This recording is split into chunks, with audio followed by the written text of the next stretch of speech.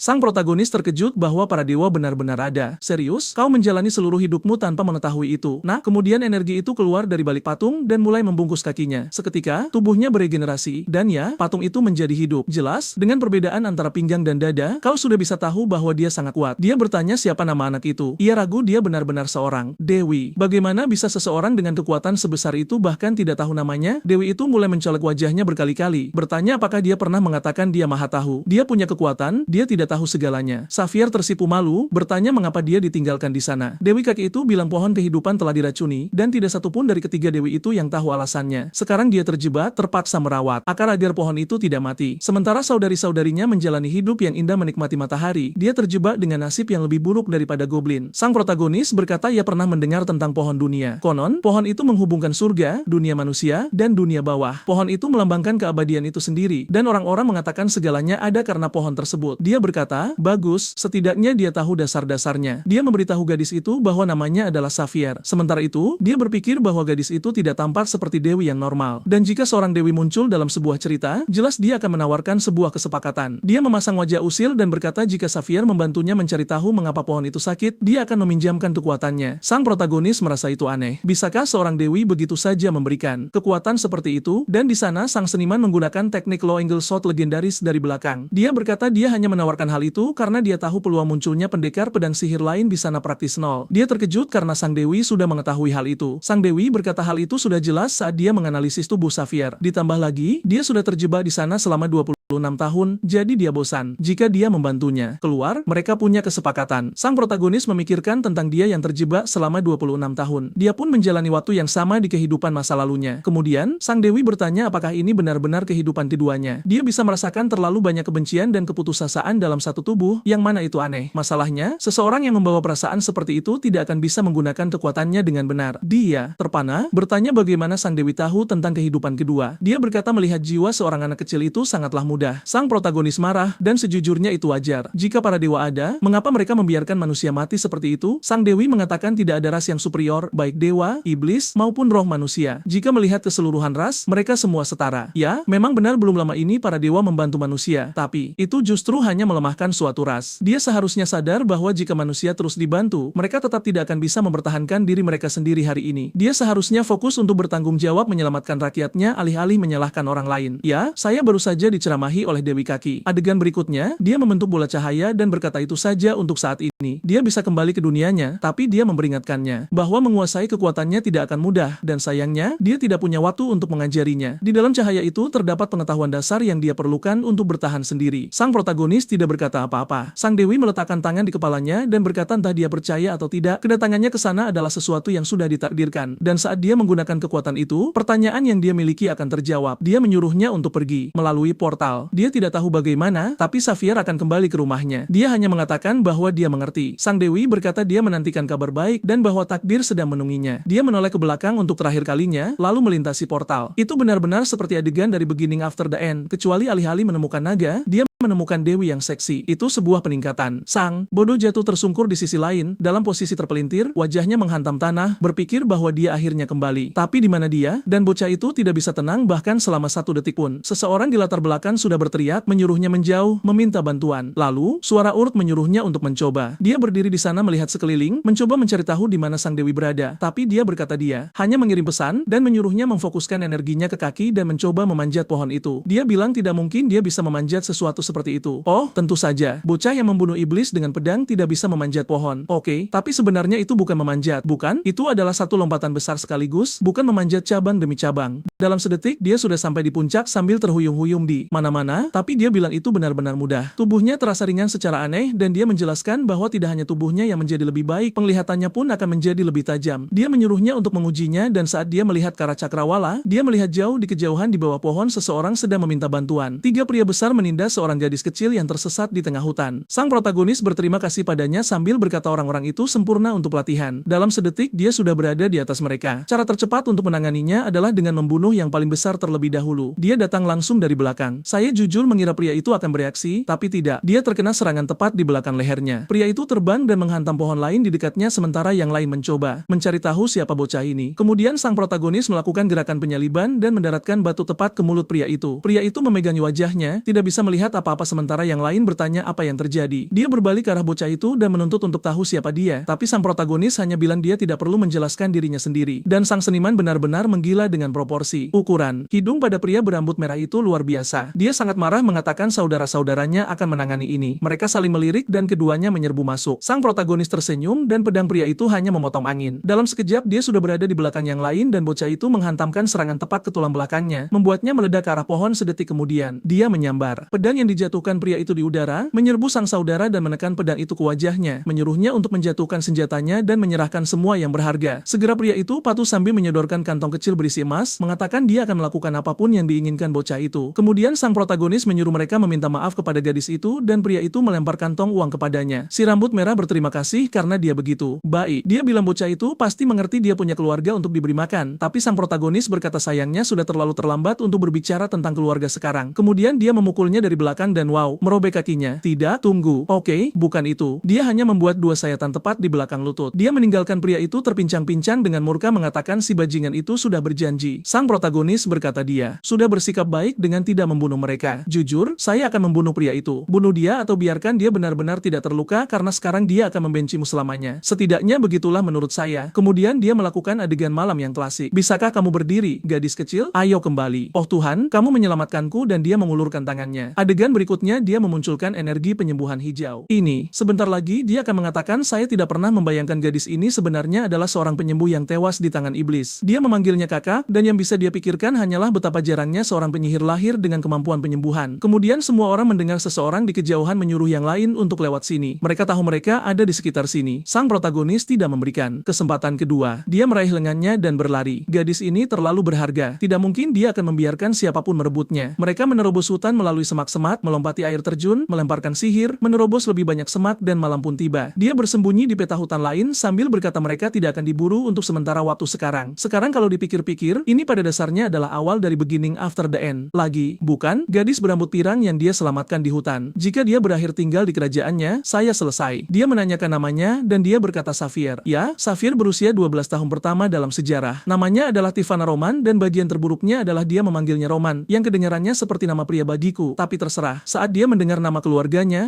dia terdiam. Tunggu, keluarga Tivana. Dia bertanya apakah dia punya saudara laki-laki dan dia berkata ya. Bagaimana dia tahu? Sang protagonis berkata Simalan Charlene menghabiskan seluruh hidupnya mencari saudarinya dan dialah orang yang menemukannya di tempat seperti ini. Tunggu, saya tidak mengerti. Charlene, sang kakak, memanggilnya Tivana. Dia terus bertanya-tanya apakah dia akan menemukannya. Apakah dia baik-baik saja? Dan sang protagonis berkata ya, dia pasti baik-baik saja. Kemudian sang protagonis menepuk kepalanya sambil berkata mereka harus memastikan dia sampai di rumah dengan selamat. Dan sekarang dia berpikir bahwa menemukan anak ini adalah sebuah berkah. Malam tiba. Dia tertidur sementara dia beristirahat dan berbicara dengan RD. Dia meminta untuk belajar lebih banyak tentang kekuatannya karena itu bukan benar-benar RD. Itu adalah kesadaran yang dia tinggalkan untuk mengajarinya cara menggunakan kemampuan ini. Dia menyuruhnya untuk mengambil belati dan mengatakan bahwa daripada hanya memusatkan kekuatan sihir, dia harus membiarkan mana mengalir dengan sengaja. Dan karena itu adalah senjata yang lebih kecil, lebih mudah untuk melakukannya. Dengan tangannya di belati itu mulai terbungkus energi biru. Dia berkata dia akan mempelajari keterampilan elemen bayangan. Dia harus memusatkan mana sebanyak mungkin di ujungnya, membentuknya seperti panah. Kemudian dia hanya perlu membuat pusaran bayangan kecil di ujung bilah dan dia akan bisa menembus baju besi apapun. Dengan energi yang terkonsentrasi, dia menyuruhnya untuk mengujinya dan dia segera pergi untuk menyerang pohon itu. Dia melakukan tusukan kecil ini seperti tikaman kecil dan itu menembus seperti mentega. Hanya saja itu tidak hanya menusuk, seluruh pohon meledak. Dia menatap dengan terkejut sambil berkata itu aneh karena dia hanya melakukan tusukan kecil. Kemudian, jiwa RD berkata bahwa semua yang diajarkan, dia lupakan. Jadi dia harus mengingatnya sendiri. Dia mengucapkan selamat tinggal dan saat itu juga Tivana terbangun bertanya apa yang dia lakukan. Tapi bocah itu mendengar sesuatu di dekatnya dan berkata sesuatu akan datang. Dia mengangkatnya dan berkata mereka harus tetap tenang. Dia melirik ke atas pohon, memanjat dengan cepat, meletakkannya di sana dan menyuruhnya untuk tetap diam. Saat dia melihat ke bawah, sekelompok bandit sedang mendekat. Si rambut merah berkata dia yakin dia mendengar suara-suara yang datang dari arah ini. Melihat pohon yang hancur total, mereka yakin seseorang meninggalkan bom di sana. Dia berkata itu kabar baik karena itu berarti sang penyembuh ada di dekat sini. Seseorang bertanya bagaimana caranya. Dia berkata dia bisa merasakan auranya di sekitar sini. Tanah bahkan memiliki perbedaan suhu yang aneh seperti seseorang sedang berbaring di sana. Pria itu sangat akurat. Bahkan sang protagonis terkejut. Sang pemimpin menyuruh Jimmy untuk terus mencari dan si aneh itu berkata baik, dia akan menemukan mereka. Kemudian dia mengaktifkan energi emas di tangannya yang mulai bergerak menuju pohon. Sang protagonis menyadari itu adalah keterampilan pelacak. Trio ini jauh lebih berbahaya daripada kelompok sebelumnya, tapi di saat yang sama dibandingkan dengan binatang buah sihir, mereka bukan apa-apa. Tidak mungkin dia akan membiarkan mereka menang di sini. Sihir pelacak menyinari bagian atas pohon dan pria itu berkata dia menemukan targetnya. Si rambut abu-abu menyuruh Bob untuk menanganinya sekarang dan si mulut besar berkata tidak apa-apa, dia akan menjatuhkan mereka berdua sekarang juga. Sang protagonis memperhatikan mereka berpencar dan bekerja secara terpisah, yang mana sempurna untuknya. Bob berhenti di depan pohon dan berkata jika si bajingan itu tidak mau keluar, dia akan menjatuhkannya. Dia mengayunkan kapaknya ke batang pohon. Seluruh pohon berguncang. Dia memukulnya lagi dan lagi bertanya berapa lama lagi bocah itu akan bersembunyi. Sang protagonis merayakannya dengan tenang sambil berkata semuanya berjalan sesuai rencana. Kemudian kita melihat beberapa menit sebelumnya tepat saat pria itu hendak mengaktifkan sihir pelacak. Ya, pintar. Karena dia tahu sihir pelacak mengikuti sihir lain, dia hanya melemparkan bola air ke pohon yang berbeda, mengisinya dengan mana dan itulah mengapa pelacakan itu pergi ke sana. Sekarang Bob menderita seperti orang bodoh sementara dia bersembunyi dengan tenang. Sang protagonis berpikir bahwa jika mereka akan mengacau seperti ini, dia akan membawa salah satu dari mereka bersamanya. Saat pria itu memotong dan dedaunan basah menetes, dia mengumpulkan tetesan itu untuk membentuk bola air di atas kepala pria itu. Rencananya adalah menggunakan teknik yang sama yang dia gunakan pada Klaus. Bob tampak menyadari ada sesuatu yang salah, tapi sudah terlambat. Bola itu mengelilinginya, dia mulai kehilangan napas sambil mengayunkan kapaknya secara membabi buta dan bocah itu pada dasarnya berpikir bagaimana bisa pria ini tidak menangani sesuatu yang begitu sederhana. Mereka benar-benar tidak berbeda dari yang sebelumnya. Dia melemparkan belati ke arah pria gemuk itu. Belati itu menembus lurus dan terus melesat. Aku mengira yang lainnya berada di dekat situ, tetapi mereka hanya mendengar suara retakan dari jauh. Salah satu dari mereka berkata ada yang tidak beres. Dia tidak bisa lagi mendengar suara tebasan. Mungkin target yang sedang mereka buru bisa menggunakan sihir. Sang bos berkata jika itu benar, Bob tidak akan punya kesempatan. Ya, tapi mengapa kalian berpencar? Hanya agar dia bisa mati sendirian? Sepertinya begitu. Mereka menemukan pohon yang setengah tertebas, tanahnya basah kuyup dan tubuh Bob sudah hilang. Salah satu dari mereka membuat deduksi dasar. Tanahnya basah, tapi tidak hujan. Pasti sihir. Dan apa yang dia lakukan? Dia menyentuhnya. Lalu dia terkena kejutan listrik. Seluruh tubuhnya kejang dan dia jatuh ke belakang. Air itu beracun. Sang bos memberitahu mereka untuk berhati-hati. Tiba-tiba dua batu melayang ke arah yang lain dan salah satu dari mereka hampir mati lagi. Satu batu mengarah ke bos, tetapi dia menembakkan bola api kecil dan meledakannya di udara. Dia berkata bahwa berdasarkan arah serangan, mereka sedang dikepung oleh banyak musuh. Sang protagonis tetap bersembunyi sambil berpikir bagus. Jadi pria ini adalah penyihir api. Sementara sang bos memerintahkan mereka untuk tidak berpencar, mengatakan itu akan menjadi hal terbaik bagi musuh, tapi sang protagonis berpikir itu sudah terlambat. Mereka panik karena tanpa Jimmy untuk melacak lawan, mereka tidak tahu di mana penyerangnya. Bagaimana mereka harus menghadapi ini? Sang bos membentuk bola api dan berkata itu sederhana. Jika tikus-tikus itu tidak mau keluar, dia akan membakar seluruh hutan ini. Seketika, sang protagonis melangkah maju dan menyapa, meminta mereka untuk menunggu. Sang bos bingung, mengapa ada anak kecil di sini? Sang protagonis berkata dia adalah seorang pengumpul herbal. Dia tidak tahu apa yang sedang terjadi, tetapi sepertinya ada kekacauan di sini. Mereka tidak benar-benar mempercayainya dan berkata dia tidak boleh pergi. Sang protagonis bertanya apa maksud mereka. Mereka menuduhnya membunuh seseorang dan dia berkata dia hanyalah seorang anak kecil. Apakah mereka gila? Tapi jika mereka mencari seseorang, dia melihat seseorang lewat di sini dan jika mereka mau, dia bisa memberitahu mereka. Sang bos berterima kasih padanya dan berkata jika informasinya bagus, mereka mungkin akan merekrutnya, tetapi dia bilang dia tidak terlalu tertarik. Ayah dan ibunya sedang menunggunya, dan pria itu tiba-tiba melemparkan bola api ke arahnya. Api itu menerjang segalanya dan sang bos terkejut. Anak itu sudah menghilang dan dia sudah berada di belakang dua orang lainnya. Karena sulit menghadapi penyihir api, dia butuh pertarungan 1 lawan 1. Jadi dia menjebak kedua pria itu dalam bola air untuk memutus napas mereka, dan pria api itu menembakkan api ke arah mereka mencoba melelehkan air tersebut. Sang protagonis berkata setiap penyihir api punya sifat yang sama, pemarah dan berpikiran sempit. Kedua pria itu jatuh ke tanah karena kelelahan. Sepertinya dia benar-benar memanggang mereka, memasak mereka di tempat itu juga. Dan sang anak berkata penyihir api memang selalu sama. Benar-benar bodoh. Sang penyihir api masih tidak sabar dan menyerang dengan pukulan berapi sementara sang protagonis tersenyum. Dia menghindar dengan mudah ke kiri dan berlari kencang. Dia mengambil pedang yang tergeletak di tanah sementara pria api itu kebingungan. Apakah anak ini benar-benar akan mencoba menang dengan ilmu pedang? Dengan pedang yang dialiri kekuatan, sang protagonis berkata dia tidak suka membunuh orang, tapi monster seperti dia berbeda. Dan sekarang setelah dia mengetahui rahasia di balik kekuatannya, dia tidak bisa membiarkannya pergi hidup-hidup. Pria yang lebih tua itu bersemangat, mengatakan bahwa menemukan anak yang menggunakan pedang dan sihir jauh lebih mengesankan mengesankan daripada gadis itu, dan dia melompat ke arah protagonis sambil berkata dia menginginkan anak itu. Serangan itu datang lurus ke arah dada sang protagonis, dan dia melemparkan penghalang air yang dihantam oleh pria itu. Wister memadamkan api didi dan menghujamkan pedang ke dadanya, tetapi pria itu menangkisnya, menepis pedang itu, dan menendang sang anak hingga terpental. Pria yang lebih tua itu terkejut. Mengapa anak sekecil ini terasa seperti seseorang yang selamat dari pertarungan yang tak terhitung jumlahnya? Sang protagonis menjawab bahwa dia sudah selesai bermain-main. Pria itu merapalkan mantra api lagi dan menghantamkannya ke tanah. Sang protagonis mengamati dan pria itu menyuruhnya mati sambil menembakkan ledakan besar tepat ke arahnya. Bisakah dia menghentikannya? Dia bisa, tapi inilah pertarungan ego itu. Dia mengeluarkan airnya dan mengirimkan ledakan itu kembali ke arah pria itu. Itu berubah menjadi naga, kombinasi elemen, dan saat berakhir, sepertinya semuanya menguap. Pria itu mulai merayakan, mengatakan si bodoh itu telah dikalahkan dan menjadi abu. Namun saat dia tertawa, sang protagonis sudah berada di belakangnya.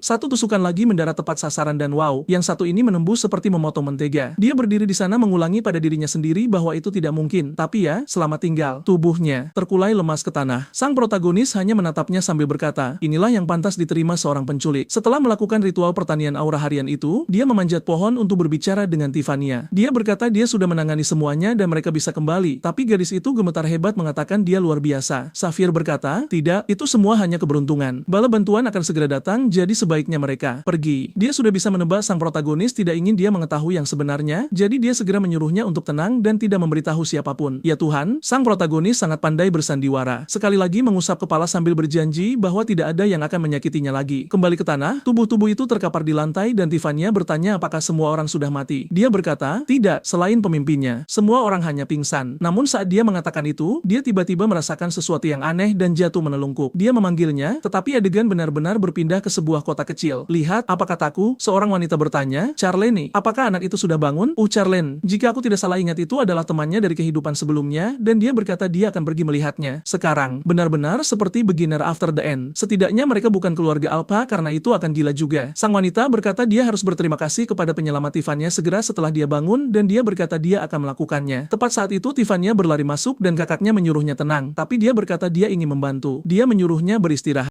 Dia bersikeras mengatakan kakaknya sudah bekerja terlalu keras. Dia ingin berguna juga dan dia sudah pulih. Dia menjawab bahwa masalah terbesarnya bukanlah karena dia terluka, tetapi karena dia meninggalkan desa. Dia mencoba meminta maaf mengatakan dia pergi terlalu jauh, tapi itu tidak akan terjadi lagi. Charlene mengabaikannya dan berkata lebih baik pergi melihat bagaimana kondisi anak itu sekarang. Dia membuka pintu dan tepat pada saat itu sebuah tangan besar melesat dari ruangan ke arah wajahnya. Tiffania menyuruhnya berhenti dan mereka akhirnya berdiri berhadapan. Keduanya bingung. Sedetik sang protagonis mengira itu musuh, tapi kemudian dia mengenalinya. Adegan berikutnya, mereka berada di perjamuan dan Charlene berkata dia bisa makan apapun yang dia mau, tidak perlu terburu-buru. Tiffania terkejut anak gemuk ini bisa makan sebanyak itu. Dia menepuk perutnya dan berkata dia akhirnya bisa mengisi perutnya. Lalu Charlene mengomentari aksennya, bertanya dari mana asalnya. Sang protagonis mengungkapkan dia tinggal di Anzov, kota di bawah yurisdiksi Bonnie Castle. Charlene panik dan berkata Bonnie Castle berjarak 3 hari perjalanan. Bagaimana dia bisa sampai di sini? Sang protagonis berkata itu cerita panjang dan rupanya dia benar-benar akan menceritakan semuanya. Jadi dia menjelaskan segalanya. Charlene terkejut mendengar ada monster sihir yang berkeliaran di hutan. Sang protagonis tidak ingin membuatnya takut, tapi lebih baik tahu sebelum terlambat. Lalu Charlene berkata sebaiknya membawa anak itu pulang karena orang tuanya pasti sangat khawatir. Mereka mungkin mengira dia dimakan monster sihir. Sang protagonis agak bingung. Charlene akan ikut dengannya. Dan Charlene berkata, tentu saja. Dia lebih tua dan tidak bisa membiarkan anak kecil berjalan sendirian di tempat berbahaya seperti itu lagi. Tiffania mencoba membantu dengan mengatakan Saphir sangat kuat dan mungkin dia bahkan tidak butuh pengawalan. Tapi mau tidak mau, harus ada momen menyentuh wajah Tiffania setiap bab dan dia mulai berkata mereka masih anak-anak dan mereka perlu belajar untuk mengandalkan orang-orang di sekitar mereka. Dia bertanya apakah dia boleh ikut juga dan dia berkata, tentu saja. Dia benar-benar seharusnya bilang tidak. Kirim dia pulang agar dia tidak diserang lagi dan memaksa sang protagonis mengaktifkan kekuatannya serta membocorkan semua rahasianya. Sang protagonis di sisi lain melihat bahwa Charlene, seperti biasanya, adalah seseorang yang bisa dia andalkan dan Tiffania sangat bersemangat. Dia tidak sabar untuk diculik lagi demi memajukan alur cerita. Tiba-tiba sang protagonis mulai menangis seketika dalam hitungan detik. Keadaan mental anak ini benar-benar hancur. Melihat itu, Charlene meletakkan tangan di bahunya dan menyuruhnya tenang. Mereka akan menemukan orang tuanya. Sang protagonis hendak menyuruhnya berhenti memperlakukannya seperti anak kecil, tapi Charlene berkata suatu hari nanti dia akan tumbuh dewasa. Hari berikutnya, Charlene di jalan, kuda di depan dan mereka berjalan. Lalu kepala desa Corinne memanggil mereka dan Charlene bertanya, ada apa? Charlene mulai berkata dia akan segera kembali dan mereka tidak perlu khawatir, tapi Corinne berkata tidak apa-apa. Semua orang di sini adalah keluarga. Apakah dia muncul muncul hanya untuk mengucapkan selamat tinggal, dia akan segera mati, bukan? Hanya agar kita bisa trauma. Mereka akan kembali ke desa ini dan tidak akan ada siapa-siapa di sana. Dalam perjalanan mereka bernyanyi, mengenakan mahkota bunga, membuat api unggun kecil, dan sang protagonis memikirkan tentang monster sihir, tapi tidak terjadi apa-apa. Itu adalah perjalanan yang damai dan sekarang mereka berdiri berhadapan dengan Charpin Castle. Sementara itu, sang ibu sangat kacau karena putus asa ingin tahu di mana putranya, Xavier. Tunggu, Helena tidak memberitahu siapapun dia. Pergi bertarung 1 lawan 1 melawan monster sihir. Seharusnya dia sudah yakin dia mati. Sang ayah berkata dia akan keluar untuk mencari lagi dan menyuruhnya beristirahat, tapi dia berkata, tidak, dia ingin pergi juga. Dia berkata istrinya belum beristirahat selama berhari-hari. Dia berjanji akan menemukan Xavier, jadi dia harus tetap di rumah dan memulihkan diri. Ekspresinya berubah, dan dia bertanya apakah anak itu pergi ke dunia lain. Dia berkata itu mustahil. Dia adalah protagonis dari cerita ini, tidak mungkin dia mati. Tapi dia masih tidak percaya, mengatakan mereka melihat tempat di mana dia jatuh dan dia tidak ada di sana. Jadi dia pasti dimakan. Sang ayah menyuruhnya untuk tetap berharap Xavier pasti hidup dan baik-baik saja. Sementara itu adik perempuannya menangis ingin tahu kemana perginya kakak laki-lakinya. Adegan kembali ke Klaus V yang terjebak dalam rutinitas biasanya, yaitu dipermalukan oleh ayahnya. Sial, aku bahkan tidak tahu apakah aku harus senang dengan itu. Tapi Klaus meminta ayahnya untuk mengirim tim pencari untuk menemukan temannya. Namun ayahnya yang duduk di sana dalam kepulan asap berkata tidak ada keuntungan yang didapat dari menyelamatkan anak sembarangan. Klaus berkata anak itu menyelamatkan nyawanya. Tapi ya, itu tidak akan berhasil pada ayah yang sama sekali tidak peduli padamu. Dan ayahnya murka karena putranya berlutut untuk orang seperti itu. Sekarang keadaannya berbalik. Sang ayah mencengkeramnya dan berkata, kamu seorang bangsawan. Kamu mempermalukan dirimu sendiri demi rakyat jelata. Demi Tuhan. Ingat, hanya ada 2 jenis orang di dunia ini, bangsawan dan mereka yang bukan bangsawan yang ada untuk memberi makan mereka yang asli. Dia melemparkannya ke tanah dan berkata dia harus belajar menikmati hak istimewa bangsawan dan untuk mempertahankannya. Dia harus mematuhi apapun yang diperintahkan. Ayah ini jelas bipolar juga. Cerita mengatakan bahwa pada saat itu Klaus merasakan ketidaknyamanan yang mendalam. Mungkin ini bukan kehidupan yang dia inginkan. Dia fokus mengatakan dia akan mencari tahu apa yang benar. Ayolah, kau tunjukkan padaku karakter di 1 bab mencoba membeli gadis dengan 3 koin emas dan di bab berikutnya kau ingin aku menyukainya. Penulis, apa yang sebenarnya ingin kau lakukan di sini? Di adegan berikutnya, Tiffany tampak sangat bahagia. Ia membuka jendela dan melihat burung-burung kecil sedang bermain di luar. Kakaknya bertanya apa yang sedang ia perhatikan dan Tiffany menjawab bahwa burung-burung itu sedang bermain. Namun, sang kakak berkata itu bukan sekadar bermain. Begitulah cara mereka saling menjaga satu sama lain dan hal itu membuat ikatan mereka semakin erat. Tiffany akhirnya mengerti bahwa itulah cara mereka menjalin kedekatan. Yang berarti, sudah jelas ia akan mencoba mempraktikkan hal tersebut pada sang protagonis. Tepat saat itu, sang protagonis muncul dan berkata ia ingin pergi ke toko. Tiffany bertanya untuk apa, dan ia menjawab bahwa ia butuh pakaian baru karena penampilannya saat ini sudah sangat lusuh seperti pengemis. Charlene menawari, mau pakai pakaianku saja, lihat betapa angkuhnya sang ayah. Namun, ia menolak mentah-mentah. Tidak mungkin ia mau mengenakan sepatu yang tampak seperti badut itu. Bab berikutnya, kita berada di tengah hutan, di mana sang protagonis berjalan sendirian sambil memberitahu ERD bahwa tidak ada orang di sekitar, jadi mereka bisa bicara. Dadanya mulai bercahaya. Apa ini? ERD, sang dewi terbang keluar. Wah, kau benar-benar melayang di sana. Ia berbalik dan berkata bahwa akhirnya ia bisa keluar barang sejenak. Sang protagonis ingin tahu mengapa wanita ini bisa keluar dari dalam tubuhnya. ERD memintanya untuk tenang. Ini hanyalah proyeksi kesadarannya. Satu-satunya alasan ia bisa memanifestasikan diri adalah karena sang protagonis tahu bagaimana wujudnya, dan itu memungkinkannya muncul karena ia telah memadat. Apa-apaan ini? Ia melayang di sana, terayun-ayun, sambil berkata bahwa dirinya hanyalah kesadaran, jadi jangan harap ia bisa berguna dalam pertarungan. Sang protagonis terkesan dengan betapa kuatnya kesadaran ini. Serius? Imajinasi memang luar biasa, bahkan hanya untuk sekadar dibentak. Sang protagonis murka. ERD sudah begitu sering menusuk matanya, jadi demi Tuhan, seharusnya setidaknya ia bisa melawan monster sihir. Namun, ERD memintanya untuk bersiap karena kelas akan segera dimulai. Detik itu juga, dadanya kembali bercahaya dan sesuatu yang lain muncul, membuka sebuah mata di pohon. Sang protagonis terkejut melihat apa yang dilakukannya, dan ERD menyuruhnya untuk berhenti. Merasa takjub dengan segalanya dan segera masuk ke dalam. Ia punya banyak hal yang harus dilakukan. Ia bertanya apa yang akan terjadi, dan ERD menjelaskan bahwa monster yang ia lawan sebelumnya terlalu lemah. Itulah mengapa ia menyiapkan beberapa mitra latihan. Sang protagonis tampak bersemangat. Senyum itu pasti akan segera hilang. ERD memperingatkannya untuk berhati-hati. Mungkin terlihat mudah, tapi jika ia mati terlalu sering, ia akan gagal dalam ujian ini. Ia mengeluh bahwa ia harus segera pulang agar orang tuanya tahu ia baik-baik saja. Namun, ERD memintanya untuk segera masuk. Mereka tidak punya waktu untuk berdebat. ERD secara harfiah melemparkannya ke dalam dan pohon itu menutup. Ia hanya berdiri di sana dengan gelembung dialog kosong, lalu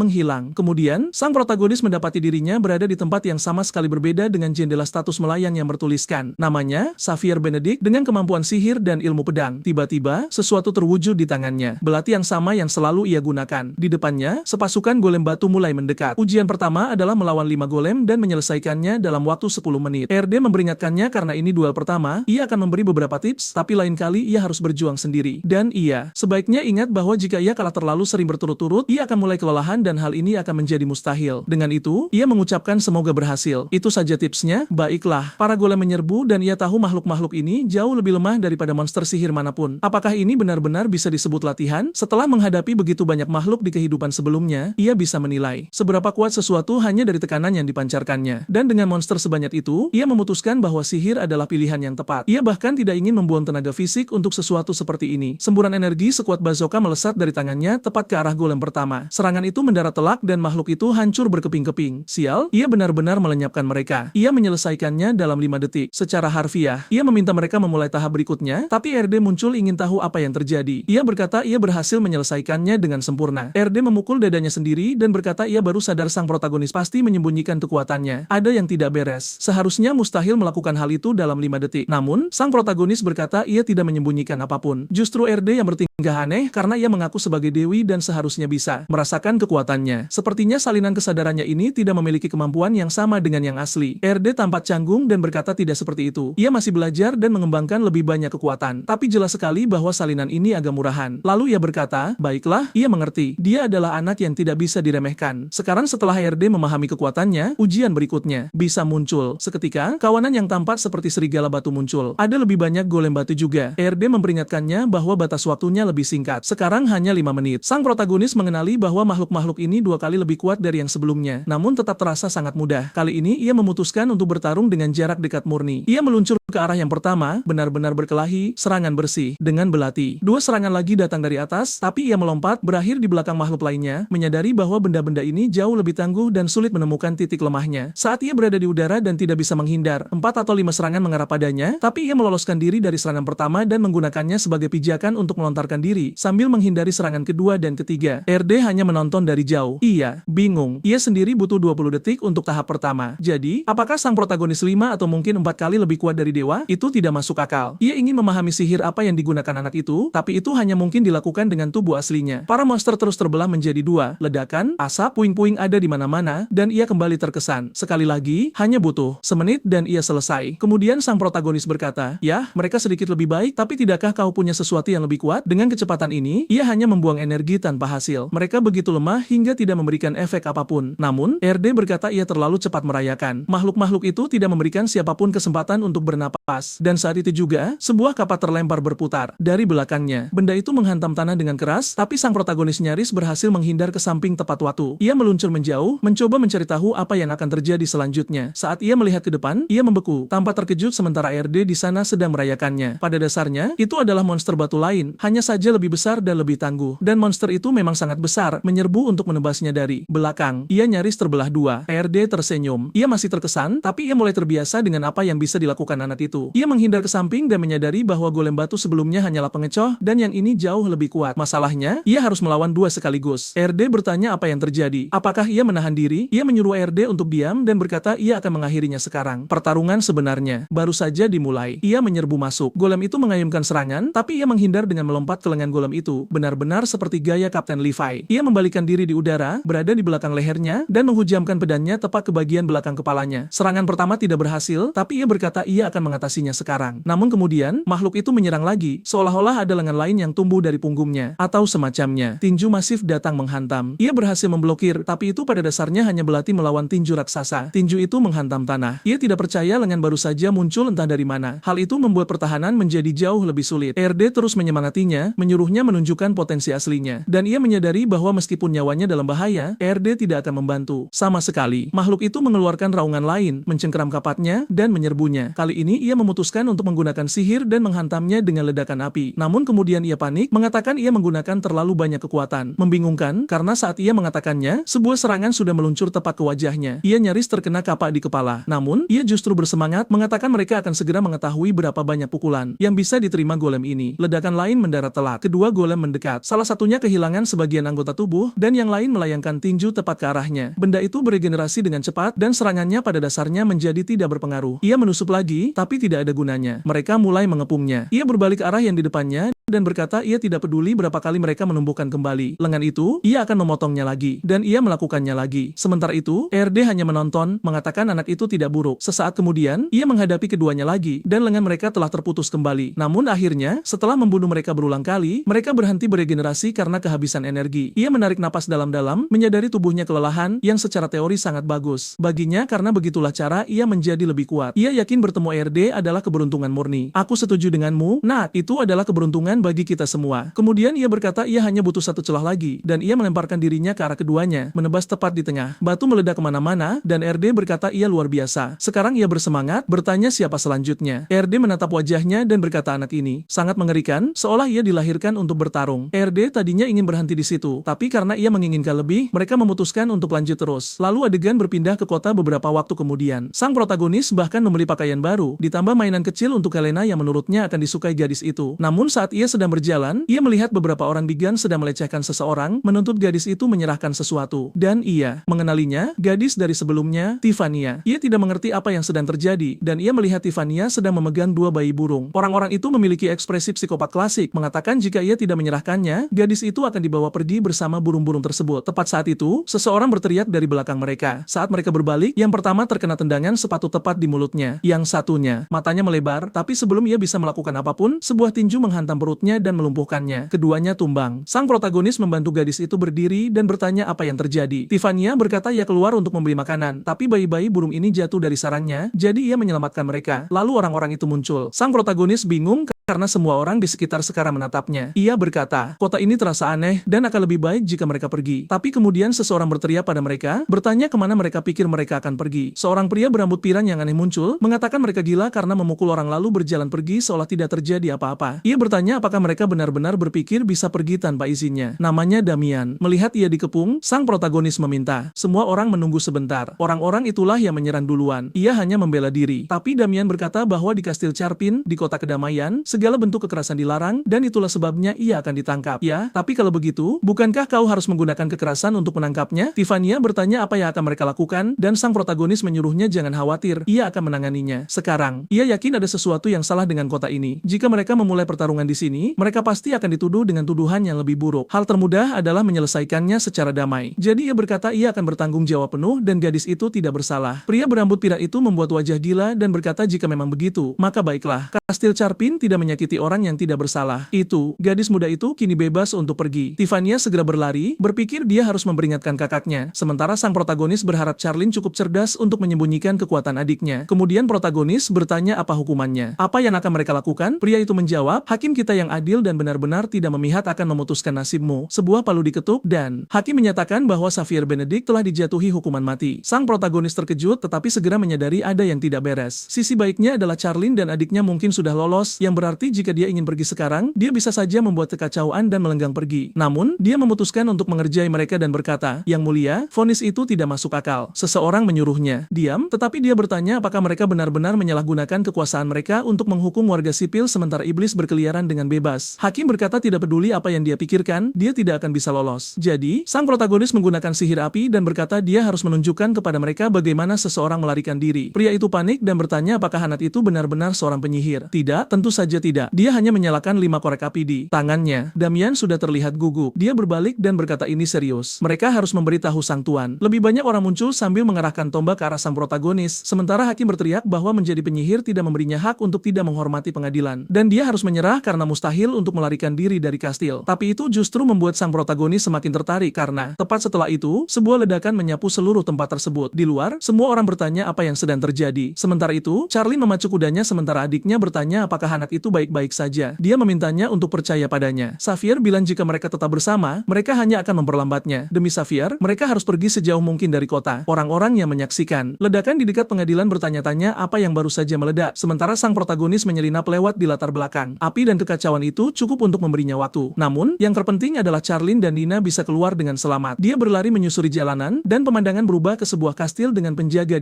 depan. Damian tiba dan mengatakan bahwa dia sangat mendesak. Perlu berbicara dengan sang tuan, tetapi dia tersandung seperti orang bodoh. Wajahnya mencium tanah dan menjatuhkan kucing kecil itu. Kemudian adegan berpindah ke hutan. Charlie berhenti di tengah antah berantah dan berkata mereka akan berkemah di sana. Tiffany bertanya apakah dia benar-benar percaya bahwa Xavier akan berhasil keluar dengan selamat. Dia berkata anak itu sudah menyelamatkannya 2 kali dan mereka harus sedikit mempercayainya. Semua yang bisa mereka lakukan adalah berharap dia baik-baik saja. Dia senang, tetapi sejujurnya persahabatan ini agak tidak biasa. Dia ingin mengambil jalan yang berbeda, tetapi akan sulit untuk menghindari pertarungan sepenuhnya. Saat dia bertanya-tanya apa yang akan dia lakukan, tiba-tiba sebuah tangan muncul dari belakang dan mencengkeram perutnya. Dia dibawa pergi, melompat dari atap ke atap, lalu dijatuhkan ke dalam cerobong asap dan dilempar kembali keluar. Serius? Dia dibawa seperti sampah dan bahkan tidak bereaksi. Dia bangkit, masih terkejut karena dia sama sekali tidak bisa merasakan kehadiran orang itu. Kemudian pria itu memperkenalkan diri. Dia adalah Kapten Ksatria Kastil Charpin, Soren Theolon Bonnen. Nama yang sangat mewah lagi. Mari kita panggil saja dia Soren. Sang protagonis sepertinya mengenali pria itu. Soren adalah seorang Saint Sparchion yang legendaris. Pria itu terlihat bingung. Mungkin karena itu adalah hal yang akan terjadi di masa depan, dan tertawa, mengatakan anak itu benar-benar melebih-lebihkan gelar tersebut. Kemudian sang protagonis melontarkan pidato khasnya setiap kali ada seseorang yang muncul. Di kehidupan masa laluku, selama perang melawan Raja Iblis, pria ini bertarung dengan berani di garis depan. Setelah 10 tahun bertempur, dia menghilang. Tidak disangka dia adalah seorang kapten di sini. Soren menatapnya, bertanya apa yang dipikirkan anak itu. Kemudian sang protagonis tiba-tiba berteriak bahwa dia tidak pernah menyangka orang seperti Soren menjadi bagian dari tempat tirani seperti ini. Soren berkata dia terlalu cepat mengambil kesimpulan, tetapi sang protagonis menjelaskan bahwa dia menyelamatkan seorang gadis di jalan dan dijatuhi hukuman mati. Logika macam apa itu? Jika seperti itu cara kerja di sini, maka pasti sudah ada banyak sekali orang yang mati. Soren berdiri dan berkata anak itu membunuh banyak orang dengan sihir api, jadi dia tidak punya hak untuk bicara. Maaf, tapi itu benar-benar salah. Dia akan dieksekusi. Itu adalah pembelaan diri. Sang protagonis berkata itu hanya pengalih perhatian. Lagi pula, pengadilan itu pantas untuk dijadikan abu. Tiba-tiba, Soren menghulus pedangnya, menempelkannya tepat di wajahnya, dan bertanya siapa dia. Terlalu aneh bagi seseorang semuda itu untuk mengendalikan sihir. Tapi sang protagonis tidak terlihat terlalu takut. Dia hanya bertanya apakah Soren benar-benar akan membunuhnya untuk mengetahui kebenaran. Soren mengabaikan itu dan bertanya apakah anak itu tahu cara menggunakan pedang. Sekarang giliran protagonis yang terkejut. Bagaimana dia bisa mengetahuinya? Dia tidak pernah menggunakan pedang bahkan. Sekalipun, Soren berkata ekspresi wajahnya menjawab itu semua. Jadi anak itu adalah jenius yang bisa menggunakan sihir sekaligus pedang. Itu sangat langka. Sayang sekali dia tidak pernah belajar untuk tidak menunjukkan emosinya di depan musuh. Sang protagonis masih tidak mengerti. Apakah pria ini berencana melawannya? Tidak dapat disangkal dia telah berlatih dengan putus asa selama 10 tahun terakhir. Namun, berdiri di depannya adalah pria yang dikenal sebagai Sword Saint. Dan pada saat ini, sulit untuk mengukur seberapa kuat dia. Soren menyuruh anak itu untuk santai. Dia terlihat seperti akan kehilangan kendali. Dia tidak perlu khawatir. Soren tidak akan menangkapnya. Sang protagonis tidak mengerti mengapa Soren tertawa, mengatakan anak itu terlalu penasaran. Dia masih tidak mengerti apa-apa. Kemudian Soren mengulurkan tangannya dan berkata dia menyukai orang yang berbakat. Bagaimana jika sang protagonis menjadi muridnya? Sang protagonis bingung. Mengapa seseorang sekuat itu menawarkan hal seperti itu? Soren menjelaskan bahwa dia sangat kuat, jadi muridnya haruslah seseorang dengan bakat yang serius juga. Sang protagonis memberitahunya namanya, dan Soren berkata dia pernah mendengar nama Benedict sebelumnya. Bagaimanapun, dia ingin sebuah jawaban. Dan sang protagonis berkata tentu saja dia tertarik menjadi muridnya. Masalahnya adalah dia sudah lama meninggalkan rumah, dan dia harus kembali ke keluarganya agar mereka tidak khawatir. Soren bertanya apakah dia melarikan diri dari rumah, tetapi sang protagonis berkata ceritanya jauh lebih panjang dari itu. Yang penting sekarang, dia adalah buronan kriminal di kota Charpin, yang berarti dia bisa menyebabkan masalah bagi Soren jika dia tetap di dekatnya. Soren berkata dia tidak peduli. Kastil Charpin hari ini tidak sama dengan yang dia kenal. Sang protagonis menyadari bahwa bahkan Soren tidak menerima aturan tempat itu. Soren bertanya di mana rumahnya, dan sang protagonis menjawab di Kastil Tulang. Soren berkata tidak masalah, dia akan mengantarnya ke sana dalam 1 hari. Xavier bingung. Apakah dia benar-benar akan meninggalkan kotanya? Soren menjelaskan bahwa hari ini dia pada dasarnya hanyalah pajangan. Dia tidak benar-benar melakukan apapun. Tidak ada yang akan sadar jika dia menghilang selama beberapa hari. Sang protagonis tercengang. Bagaimana mungkin Soren yang legendaris kehilangan pengaruhnya di antara para ksatria itu? Apa sebenarnya yang terjadi di Charpin? Ini yang dikatakan pria itu. Baiklah, ayo kita pergi. Kalau begitu, ayo, anak muda. Sang protagonis yang tidak mengerti berkata, hah, pergi kemana? Dia menjawab, santai saja. Aku sudah menyiapkan beberapa kuda agar kita bisa keluar dari sini. Sang protagonis masih agak bingung. Ini terlalu mudah. Apakah pria ini benar-benar ingin menjadikannya murid? Bagaimanapun, untuk saat ini dia ingin merahasiakan Charlene dan Tiffany, karena bagaimana jika semua ini adalah rencana gila? Jadi mereka menuju ke sebuah rumah. Dia membuka gerbang dan memanggil seseorang bernama Lucia di ayunan. Ini hal yang aneh untuk dikatakan, tapi aku belum pernah melihat cerita dengan begitu banyak gadis kecil. Tolong, FBI, aku hanya melaporkan fakta di sini. Ini tidak menarik sama sekali. Dia datang dengan riang, memeluk Soren yang tersayang, bertanya bagaimana kabarnya, dan dia bertanya apakah dia merindukan ayahnya. Sial, kupikir pikir dia akan menjadi adik perempuannya. Pria ini sudah menghamili seseorang. Gadis itu bertanya siapa orang bodoh itu. Dia menjawab dia adalah murid ayahnya. Dia berlari memanggil ibunya, mengatakan ayahnya menemukan seorang murid. Sang protagonis menjadi emosional. Gadis kecil ini mengingatkannya pada adiknya. Dan di dalam sana ada Alicia Lambinen yang sedang hamil. Soren tersayang berjalan masuk ke rumah dengan percaya diri, menghampiri istrinya. Dia terkikik, lalu dia memperkenalkan sang protagonis yang menyapanya dengan senang bertemu denganmu. Dia bertanya apakah dia lapar. Si pelahap ini seperti biasa, jelas dia lapar. Semuanya sederhana. Dia meminta maaf tapi dia bilang tidak apa-apa. Itu sudah lebih dari cukup baginya. Kemudian Soren berkata bahwa besok pagi mereka akan pergi melakukan perjalanan. Dia agak bingung dan dia menjelaskan bahwa dia harus mengantar anak yang melarikan diri ini kembali ke orang tuanya agar dia bisa membawanya kembali sebagai murid. Sang protagonis menyuruhnya berhenti memperlakukannya seperti anak kecil sementara Soren tertawa sampai sang istri berkata dia akan menyiapkan kuda dan menyuruh mereka beristirahat. Lucia bertanya apakah dia akan pergi lama dan dia memberitahunya bahwa itu akan cepat. Dia bahkan tidak akan punya waktu untuk merindukannya. Sang protagonis berpikir mungkin dia terlalu berlebihan. Berasumsi pria ini memiliki rencana jahat.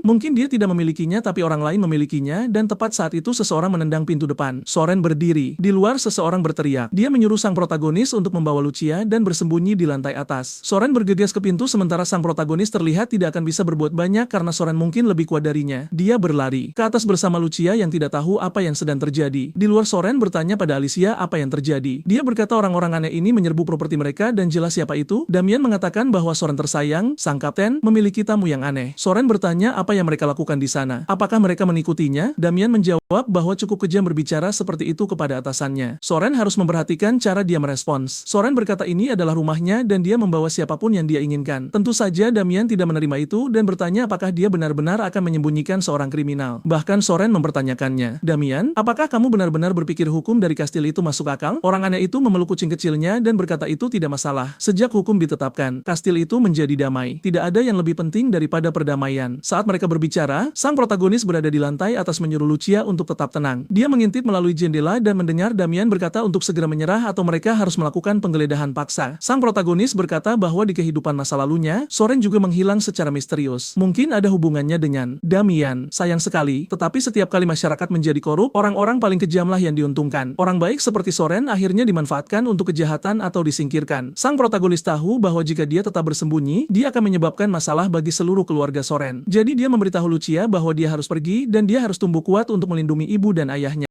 Dia mengangguk dan dia memberinya jempol, mengatakan dia mengandalkannya. Kemudian dia menyuruhnya bersembunyi di lemari dan tidak keluar sampai mereka kembali. Tepat saat itu pintu terbuka. Tentara masuk dan aku pikir dia akan disembunyikan tapi dia hanya duduk di sana dengan tenang menggambar. Bertanya apa yang dilakukan Damian di sana. Soren muncul dengan terkejut dan menyuruhnya turun dari lantai. Dia sudah memberitahunya bahwa dia akan masuk angin jika duduk di lantai sambil berpikir terima kasih. Syukurlah, Xavier berhasil lolos. Lucia bertanya apa yang dilakukan paman Damian di sana. Pria berambut pirang itu berlutut dan menanyakan keberadaan teman kecil yang baru saja Lucia buat. Bukankah dia ada di sekitar sini? Lucia memasang wajah bingung. Teman apa yang kau bicarakan? Damian bersikeras, ia melihat mereka berdua naik ke lantai atas bersama. Lucia menjawab mungkin itu hantu, lalu memasang wajah ketakutan seolah ia takut pada hantu, hingga Damian pun tampak menyerah. Kupikir ia akan mengamuk dan mulai menebas leher orang. Tapi serius, apakah Soren ingin keluarganya mati? Ia mendatangi Damian dan berkata, kau mengacak-acak rumahku dan pikirmu istriku akan membereskannya? Sang istri pun ikut menimpali, memperingatkannya agar tidak berpikir bisa pergi begitu saja. Dan entah kenapa, Damian menurutinya. Padahal sedetik lalu, bukankah mereka yang sedang diancam? Sepertinya ia menerima tuntutan itu, dan Lucia memberikan jempol pada Soren yang dibalas serupa. Meski dalam hati ia masih berharap bisa bertemu Xavier lagi suatu hari nanti. Sang protagonis sedang dalam pelarian. Ia tahu Soren mengerti bahwa dalam situasi ini, yang terbaik adalah menghilang. Ia harus segera menemukan Charlene dan Tiffany,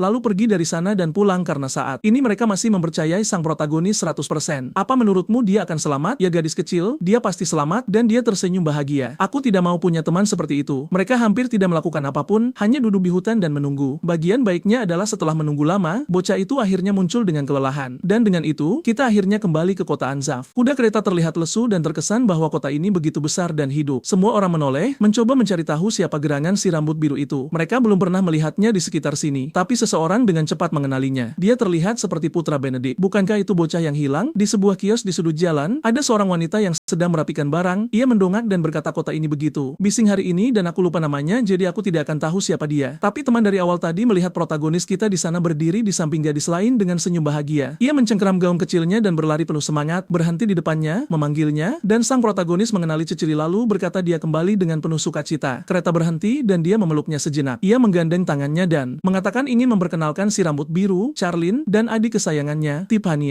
Cecily menyapa mereka berdua dan protagonis mengajak semua orang ikut ke rumahnya. Angin berhembus dan ibunya sedang duduk di bangku, masih memikirkan Xavier. Lalu ia menoleh ke samping dan melihat bocah itu berdiri di sana, digambar dengan begitu buruk sampai-sampai si kepala besar itu bahkan tidak diberi mata. Bahkan aku mengira itu hantu, tapi tidak, itu benar-benar dia. Sang ibu bangkit dengan gemetar, bertanya apakah itu benar-benar Funko Pop-nya. Saat ia mengenalinya, ia langsung melompat memeluknya sambil menangis sementara sang protagonis berkata dia sudah berjanji akan kembali. Tiba-tiba pintu terbuka. Itu ayahnya yang juga melihat si bocah kepala besar itu. Protagonis memanggilnya, dan sang ayah langsung menangis tanpa alasan. Semua orang menangis di sini. Semua merayakan, lalu Tiffany berkata dia merindukan ayahnya sekarang, juga ibunya. Sepertinya dia tidak punya orang tua. Ya, sang ayah memeluknya dan berjanji akan selalu berada di sisinya. Kemudian sang protagonis berkata, "Ibu, jangan menangis. Ayo, aku ingin memperkenalkanmu pada si rambut biru. Kemarilah, ini Tiffany. Ya, si rambut biru seperti yang kau lihat. Dan ini, kakaknya, Charlene." Sang ayah menyambut mereka, mengatakan mulai sekarang mereka seperti kakak laki-laki. Sang protagonis merasa jarak usia mereka sedikit terlalu jauh untuk itu. Semua percakapan ini terjadi sementara Cecily hanya menonton dari latar belakang, merasa bahagia karena Xavier baik-baik saja. Aku menunggu sesuatu terjadi. Semuanya terlalu tenang. Di mana plotnya? Malam tiba dan Charlene bilang dia akan pergi. Dia punya banyak hal lain untuk dilakukan, tapi ekspresi bocah kita menjadi gelap. Ia tidak ingin kehilangan Charlene sekarang. Jadi ia berkata mereka berdua harus tetap tinggal di sana, dan bersama-sama mereka semua mendaftar sebagai pasukan cadangan ksatria kekaisaran. Bab berikutnya, seseorang meminta bantuan protagonis untuk memindahkan lemari dan bocah itu terlihat senang. 3 tahun telah berlalu, dan sejak protagonis mengetahui saat itu bahwa mereka tidak punya keluarga, dia meminta mereka untuk tinggal bersama. Kini mereka berada di persiapan akhir untuk seleksi ksatria. Adegan berpindah ke Kastil Bonnie. 2 gadis kecil sedang berlarian. Itu adalah Tiffany dan Cecily yang bermain dengan gembira. Sekarang mereka berumur 11 tahun. Sepertinya semua orang tinggal di rumah yang sama. Aku tidak tahu apa yang sedang terjadi. Sementara sang ayah menyuruh mereka berhenti berlari, atau mereka akan jatuh dan mematahkan gigi mereka. Sang protagonis membantu ibunya membawa beberapa kotak. Dia bila mereka mendapat informasi dari teman ayahnya yang merupakan wakil kapten ksatria tentang sistem pelatihan khusus untuk bangsawan yang akan dimulai dalam 2 bulan. Dia membuka jendela. Kota sedang sibuk dan bertanya apa menu hari ini. Dia memanggil RD yang tampak lebih besar dari sebelumnya. Syukurlah untuk menyeimbangkan gunungan gadis-gadis kecil dalam cerita ini, dan RD menyuruhnya untuk tenang. Dia terus berlatih tanpa henti, baik saat makan maupun tidur. Sang protagonis berkata ia harus menjadi sekuat mungkin secepat mungkin. RD menjawab langkah pertama untuk menjadi kuat adalah bersyukur atas kehidupan yang ia miliki. Oke,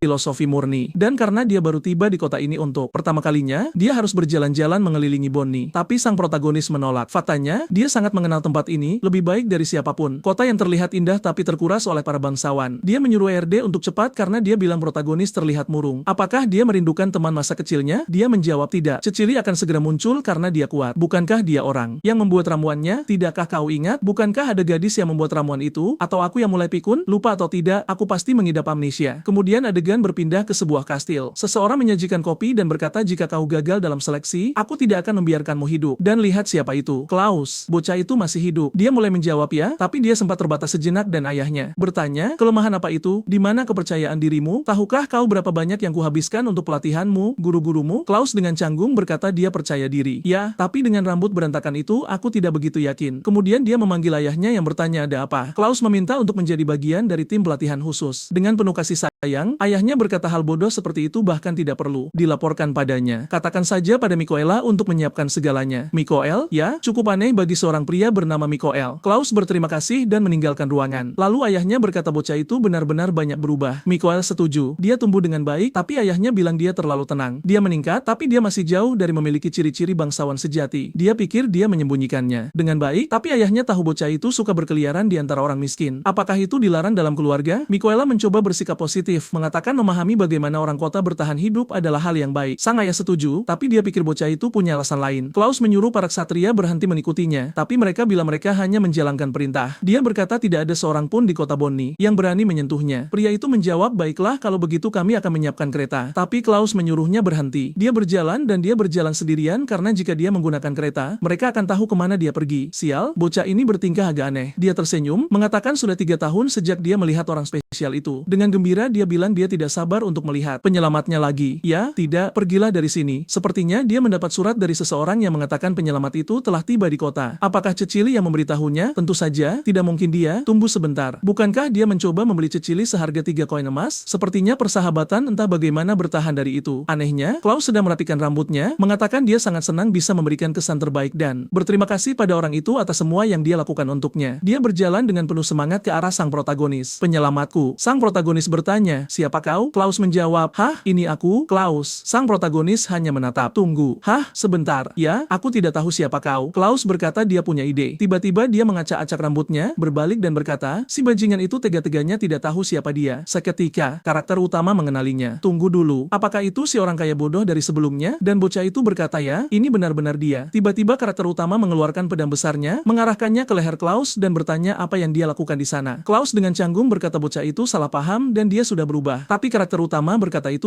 sulit dipercaya. Tidak ada yang berubah hanya dalam beberapa tahun. Klaus bersikeras, dia bahkan bisa bertanya pada Cecily. Mereka terus berbicara melalui surat. Karakter utama membaca sedikit dan berkata, ya, Cecily memang menulis surat padamu. Jika dia berbicara padamu, maka aku akan mempercayaimu. Selesai. Klaus bersantai dan sedetik kemudian dia berterima kasih, mengatakan karakter utama adalah orang yang menyelamatkannya saat itu. Dan mulai sekarang, selamanya, dia akan memanggilnya kakak laki-laki. Dia bergegas dan memeluknya, mengatakan dia telah menunggu hari ini. Jika dia ingin dia melakukan sesuatu, katakan saja. Karakter utama langsung berkata hal pertama yang harus dia lakukan adalah melepaskan dan menjauh. Klaus melangkah mundur dan karakter utama ingin tahu. Jadi, ada apa? Di mana pelayanmu? Klaus menjawab bahwa dia menyuruh semua orang pergi, agar dia bisa mendapatkan kedamaian dan ketenangan. Karakter utama berkata, baik, tapi jika ada orang di sekitar, tempat ini akan cepat penuh. Jadi, ayo, masuklah. Klaus menjadi sangat bersemangat dan karakter utama menyuruhnya bersyukur atas kesempatan mengunjungi rumah sang kakak. Klaus berlarian penuh semangat sementara karakter utama berpikir, tidak mungkin. Seseorang pasti telah memberikan semacam sihir pada pria ini sampai dia berubah sebanyak ini. Kemudian dia bertemu dengan orang tua karakter utama dan Klaus segera membungkuk dan memperkenalkan diri sebagai orang yang hampir dimakan oleh monster sihir. Keduanya masih benar-benar bingung sementara karakter utama hanya menyuruh mereka untuk mengabaikannya. Pria ini tidak waras. Klaus berkata, kakak benar-benar tidak terlihat menghargai rasa terima kasih. Dan sang ayah berpikir itu aneh. Sejak kapan putranya punya kakak laki-laki? Dan siapa bocah ini? Kemudian tipannya muncul, membawakan teh untuk Klaus dan karakter utama menyuruhnya berhenti dengan mata berbinar-binar itu sepanjang waktu. Dan juga cukup dengan panggilan kakak laki-laki. Gunakan nama aslinya. Karakter utama berpikir ini pertama kalinya dia melihat bangsawan seperti dia dan ada sesuatu yang terasa aneh. Kemudian Klaus mengungkapkan dia juga akan menjadi bagian dari pelatihan khusus. Jelas dalam kasusnya dia masuk melalui koneksi keluarga, bukan bakat. Tapi ini terakhir kalinya dia mengandalkan koneksi. Dia ingin menjadi cukup kuat untuk mendapatkan masa depannya sendiri berdasarkan prestasi. Karakter utama berpikir tentang bagaimana semua orang tahu kebanyakan ksatria adalah bangsawan karena mereka menyuap dan menggunakan pengaruh. Meski saat ini damai, itu tidak terlihat seperti masalah besar. Tapi ketika perang akhirnya dimulai dan para bangsawan berbalik melawan rakyat dan meninggalkan kota, saat itulah mereka akan melihat betapa berbahayanya hal itu. Tentu saja masih ada ksatria dengan idealisme sejati, tapi kebanyakan dari mereka hanyalah parasit. Klaus berkata karakter utama mungkin tidak mempercayainya, namun dia telah merenungkan segalanya yang terjadi 3 tahun lalu. Xavier terkesan. Pemuda itu benar-benar terlihat lebih dewasa. Kemudian Klaus datang dan melaporkan ayahnya sendiri, mengatakan bahwa ia merasa ayahnya sedang merencanakan sesuatu yang jahat, namun karena ia tidak mempercayai anak itu, ia enggan menjelaskan lebih lanjut. Ia mencoba menyelidikinya, tetapi sayangnya, ia tidak menemukan apapun. Xavier hanya mengamati, tidak benar-benar tahu harus berkata apa. Lalu, Klaus berdiri dan menyatakan ingin memutus semua hubungan dengan keluarga Klaus. Oh, jadi kupikir Klaus adalah nama depannya. Ternyata itu nama keluarganya. Tapi bagaimanapun, status itu akan tetap seperti itu. Jika ia tidak pindah ke bagian kota lain, sang karakter utama memutuskan akan memanfaatkan situasi karena tidak ada orang di sekitar hari ini dan pergi membeli perlengkapan belajar. Melihat kerumunan itu, semua kios yang terpasang, ia merasa ada yang ganjil. Di kehidupan sebelumnya, tempat ini hancur lebur dalam satu serangan iblis. Karena ujian sudah dekat, banyak orang menjual buku berisi tips menjadi ksatria, ada juga yang menjual pedang. Para orang awam mengira itu barang yang luar biasa, namun sang karakter utama berkomentar bahwa tidak semua orang sadar tempat ini sebenarnya sudah membusuk. Kapan? Orang-orang akhirnya akan menyadarinya, mungkin mereka sudah tahu, tapi tidak ada yang berani bicara. Aku pun tidak menyadarinya. Tolong, beritahu aku. Karakter utama pergi ke toko yang menjual tas ransel kecil dan menanyakan harganya. Penjual menyebut angka 15 dan karakter utama meminta 2. Namun, tiba-tiba keributan pecah di belakangnya, seorang wanita wanita berteriak bahwa tasnya dicuri. Karakter utama berpikir, hanya seorang pencuri tas. Aku tidak perlu melakukan apa-apa. Seseorang pasti akan mengurusnya. Tapi wanita itu terjatuh tersungkur dengan bodohnya dan tidak ada ksatria yang bergerak. Wanita itu putus asa, mengatakan itu adalah satu-satunya harta miliknya. Karakter utama menghela napas, ya, ksatria-ksatria ini memang tidak berguna. Ia membantunya berdiri dan menyuruhnya menunggu di sana. Ia akan mengambilnya kembali. Pria malang penjual pedang adalah korban pertama. Karena karakter utama langsung merampas pedangnya saat berlari lewat sambil berjanji akan mengembalikannya dalam sekejap. Ia berada tepat di belakang pencuri itu, tapi masalahnya ada terlalu banyak orang di kota ini. Jadi, ia melompat ke atas kios-kios, berlari di atas kerumunan, dan mengejar pencuri itu langsung. Sambil bergumam, ia punya adik perempuan yang menunggu di rumah. Jadi ia harus menyelesaikan ini dengan cepat. Namun kemudian ia melihatnya. Klaus ada di belakang si pencuri, menyiapkan kepalan tangan yang menyala, dan kemudian, boom, ia menembakkan ledakan ke punggung orang itu. Ia merayakan keberhasilannya dengan mengatakan ia tepat mengenai sasaran. Tapi ekspresi karakter utama berubah karena dari balik kepulan asap, pria itu muncul tanpa luka sedikit pun, mengatakan lucu sekali ada penyihir api di sini. Yun membalas bahwa orang itu tidak buruk. Ia menangkis serangan tadi, tapi ia seharusnya tidak berpikir bisa lolos begitu saja tanpa hukuman setelah mencuri di tengah kota. Karakter utama terkesan. Bagaimana anak egois ini tiba-tiba berubah menjadi seseorang yang rela mempertaruhkan diri untuk melindungi orang lain? Mungkin 3 tahun memang cukup. Tapi si pencuri mengeluarkan arloji yang mirip Beyblade, menekan kedua sisi secara bersamaan, dan meluncurkan bola api ke arah Klaus. Klaus menghindar, tapi serangan itu mengarah ke hal yang paling umum di dunia ini, seorang gadis kecil yang hampir mati lagi. Karakter utama berhasil tepat waktu dan menyelamatkannya. Kukira ia akan membuat pelindung. Ia melemparkan gadis itu ke ibunya dan menyuruhnya untuk menjaga anaknya saat ia sedang shock. Pencuri ini seorang penyihir, tapi sepertinya ia tipe yang mengandalkan alat. Klaus mengatakan bajingan itu menggunakan sihir untuk mencuri dari orang-orang. Itu sungguh memalukan. Dan ya, cerita ini dipenuhi bola api. Klaus melemparkan bola api lagi. Sepertinya itu serangan tingkat menengah dan karakter utama tidak sabar melihat bagaimana pria itu menghindar. Ledakan lain terjadi. Ya, dia menghindar dengan cara biasa. Dia hanya melompat ke samping, persis seperti Naruto. Lalu Klaus mulai meluncurkan serangkaian serangan cepat. Serius, dia seperti Uzumaki. Karakter utama tetap terkesan, mengatakan kali ini Klaus akan menang. Klaus meluncurkan ledakan besar seperti spirit bomb. Bahkan si pencuri pun kini terkejut. Klaus hampir menghancurkan separuh kota dengan serangan ini. Klaus mengatakan sudah terlambat untuk menunjukkan wajah ketakutan itu sekarang. Namun ekspresi si pencuri berubah. Ia menunjukkan arloji Beyblade itu lagi dan mengatakan sayang sekali Klaus harus berurusan dengan alat ini. Klaus mengirim ledakan itu ke arahnya dan si pencuri menekan kedua tombol sambil berkata serangan itu tidak mempan padanya. Ledakan besar itu menghantam dinding dan berbalik ke arah asalnya. Serangan itu tidak hanya berhenti, tapi berubah arah dan kembali menghantam Klaus. Bangsawan muda yang malang itu membeku, tidak tahu cara menghindar saat bola api itu melesat tepat ke wajahnya. Tapi jangan khawatir, karakter utama menanganinya. Ia melangkah maju, ledakan terjadi, dan sebuah tangan muncul dari balik api. Pemuda itu berdiri di sana, memanen aura. Klaus merasa terharu karena sang kakak datang menolong. Sementara itu, si pencuri bingung. Bagaimana anak ini bisa menghentikan serangan dengan tangan kosong? Karakter utama bertindak layaknya berandalan, mengatakan arloji itu menarik. Begitu menarik sampai tidak pantas berada di tangan pencuri. Jadi serahkan saja. Sebelum pria itu bisa bereaksi, karakter utama melompat, bertanya apakah arloji itu juga bisa menahan sabetan pedang. Si pencuri menekan tombol lagi dan berkata anak ini harus terluka agar paham perbedaan di antara mereka. Arloji pembalik itu tidak hanya memantulkan serangan sihir. Sebuah tornado terbentuk dan menelan sang karakter utama, tapi ia bahkan tidak peduli apa yang dikatakan si pencuri. Ia hanya menginginkan barang itu. Sesaat tampak ia menghindar di udara, tapi kemudian serangan lain datang dari bawah dan serangan lainnya dari belakang. Entah bagaimana, ia menginjak angin dari serangan si pencuri dan memperpendek jarak seperti peluru. Oh, benar. Aku lupa sejenak. Ia memiliki kekuatan wanita cantik itu di dalam dirinya. Dengan teknik angin, ia mengalihkan arah dirinya dan mata pedang sudah berada tepat di depan wajah si pencuri. Bab berikutnya, arloji itu jatuh ke tanah. Klaus bersorak, mengatakan tidak heran jika sang kakak adalah yang terkuat. Dengan pedang besar di depan wajahnya, si pencuri gemetar. Ia bahkan tidak berani bergerak. Karakter utama berkata, baiklah, kau kalah. Kembalikan semua yang kau curi atau aku terpaksa menebasmu. Si pencuri ragu sejenak dan karakter utama menegaskan ia tidak akan mengatakannya 2 kali. Pria itu memohon, tunggu, sebentar saja. Ini, ambil barangku. Ini semua yang aku punya. Oke, tapi karakter utama hanya menepisnya dan berkata, tidak, kau serahkan alat sihir itu. Si pencuri mulai menangis, tidak, aku bekerja keras untuk mencuri ini. Bagaimana bisa kau mencurinya dariku seperti itu? Xavier berkata, kau mencurinya, bukan? Jadi, aku mencurinya kembali. Pria itu berkata, kau tidak butuh alat sihir. Kau seorang pendekar pedang. Untuk apa kau menginginkan benda seperti itu? Namun Xavier menjawab ia tidak di sini untuk bernegosiasi. Serahkan atau ia akan mengambilnya dengan paksa. Si pencuri menyerahkannya dan meminta maaf. Kemudian karakter utama berkata, bagus. Sekarang setelah ia menyerahkannya, saatnya mempertanggungjawabkan kejahatannya di sel penjara. Tiba-tiba seorang penjaga melangkah keluar dari kerumunan dan menyatakan si pencuri ditangkap karena mencuri. Karakter utama berpikir para penjaga tidak berguna itu baru muncul saat semuanya sudah selesai. Benar-benar ahli dalam bagian yang mudah. Klaus merayakan mengiyakan dan berterima kasih kepada karakter utama karena menyelamatkannya seperti seorang pangeran. Sementara itu, karakter utama mengatakan Klaus beruntung. Si pencuri memiliki barang keren itu karena itulah yang menarik minatnya untuk diambil. Tapi pertama-tama mereka harus mengembalikan apa yang dicuri dari wanita tadi. Kukira itu tas ranselnya, tapi ternyata si pencuri mencuri kalungnya. Wanita itu berkata suaminya yang membuat kalung itu dengan tangan, dan ia sangat emosional berterima kasih kepada mereka berdua. Karakter utama berkata tidak apa-apa. Ia hanya perlu lebih berhati-hati agar tidak ada yang mencurinya lagi. Klaus terus menatap dengan mata yang berbinar dan ya, aku mengerti. Dia benar-benar terobsesi. Apa yang akan terjadi pada anak ini karena dia bisa saja mati, kan? Maksudku, seseorang bisa saja membunuh Klaus dan itu akan memicu amarah karakter utama. Sejujurnya, itu akan jauh lebih keren, hanya pendapatku saja. Kemudian karakter utama berkata ia akan membeli sesuatu untuk adiknya dan Klaus boleh pulang. Tapi tentu saja si bodoh itu ingin terus mengikutinya. Seperti biasa dengan mata berbinar-binarnya itu. Dan saat mereka berjalan, ada komentar kecil dari seseorang yang menonton, mengatakan sulit dipercaya putra pria itu berubah menjadi seorang penjaga keadilan. Dan siapa anak di sebelahnya itu? Apakah dia mencoba mendapatkan like di video ini yang membantu Mamoru membuat konten lebih menarik untuk pemirsanya? Aktifkan loncengnya dan sampai jumpa.